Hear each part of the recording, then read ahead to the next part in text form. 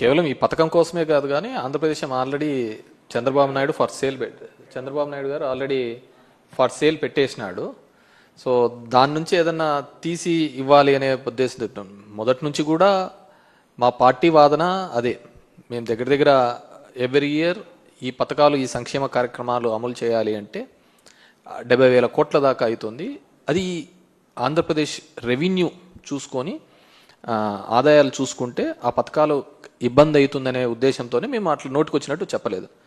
చంద్రబాబు నాయుడు గారు నోటికొచ్చినట్టు చెప్పి ఈరోజు ఎప్పుడైతే హామీలు అమలు చేయాలనుకున్నప్పుడు వచ్చేకల్లా రాష్ట్రాన్ని అమ్మేయాలా ఇది అమ్మేయాలా అనేది చెప్తున్నాడు. ఆల్రెడీ ఆంధ్రప్రదేశ్ రాష్ట్రాన్ని చంద్రబాబు నాయుడు తెలుగుదేశం పార్టీ కూటమి ప్రభుత్వం ఫార్ సేల్ పెట్టేసింది. దాంట్లో భాగంగానే మొన్న కూడా చూసినాము 1,90,000 కోట్ల రూపాయలకు సంబంధించి ఏపీఎండిసికి సంబంధించినవి కూడా కేవలం ఒక 9,000 కోట్ల కోసం ఈ మైన్స్ అన్ని కూడా గ్యారంటీగా పెట్టే సందర్భం కూడా చూడడం జరిగింది.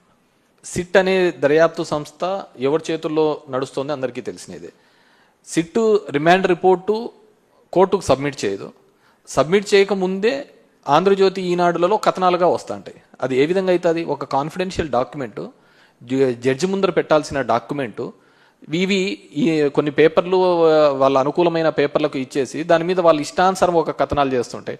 ఒకసారి ఏమో అవన్నీ ఇచ్చేసినారంట, ఎలక్షన్లలో పనిచేసినారంటారు, 3,500 కోట్లకు 300 కోట్లు పనిచేసినారంట, మిగతా 2,300 కోట్లు ఎక్కడున్నాయి? ఇంతవరకు బ్యాంకులలో ఉన్న డబ్బులను సీజ్ చేశారనే ఒక పద్ధతికే చూపిస్తున్నారు తప్ప ఫలానా చోట ఇంత బల్క్గా డబ్బులు దొరికినాయి అనే పద్ధతిలో ఎక్కడా కానీ చూపించండి. ఒక జడ్జి దగ్గర ఉండాల్సిన రిపోర్టు, సిట్ కాన్ఫిడెన్షియల్గా మెయింటైన్ చేయాల్సిన రిపోర్టు ఒక వారం ముందరే ఈ 2 పేపర్లలో ఏ విధంగా వస్తున్నాయి?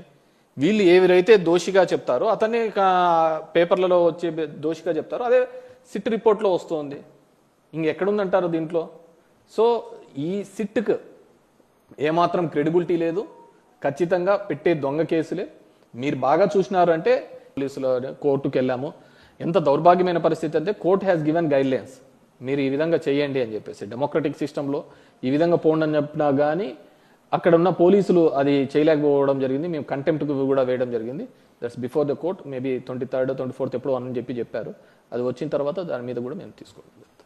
మీరెంత అనగదొక్కాలని చూస్తూ ఉంటే, ప్రతిపక్ష పార్టీలను అనగదొక్కాలని చెప్పేసి ఈరోజు కూటమి ప్రభుత్వం చేస్తే దానికి 3 మేము బౌన్స్ బ్యాక్ అవుతున్నాం. ఈరోజు జగన్మోహన్ రెడ్డి గారికి వెళ్తే వచ్చే జనాలే, ఆ క్రౌడే దానికి నిదర్శనం. ఇంతకు 3 రిటర్న్ అవుతాము. ఖచ్చితంగా కూడా వైఎస్ఆర్ కాంగ్రెస్ రాసి పెట్టుకోండి, 2029లో పోయినసారి వచ్చిన మెజార్టీ కంటే అత్యధిక మెజార్టీతో రాబోతున్నామండి.